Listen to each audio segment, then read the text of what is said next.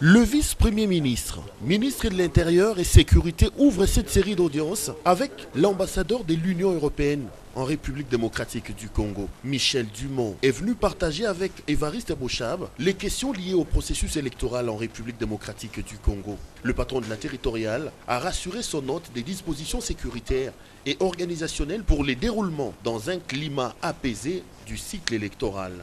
L'Union européenne souhaite donc que l'on dispose à la fois d'un calendrier complet et d'un budget réaliste. À cet égard, nous avons également parlé du projet de loi électorale qui est en discussion à l'Assemblée. Nous savons très bien que ceci est aussi le résultat des recommandations qui ont été faites à la fois par les parlementaires congolais, par les CENI, par des intervenants extérieurs. Et je crois qu'il y a un certain nombre d'améliorations qui sont apportées, qui vont dans le bon sens. De son côté, le diplomate européen a émis le vœu de voir la CENI publier le calendrier global des élections et que tout se déroule dans un processus inclusif et consensuel.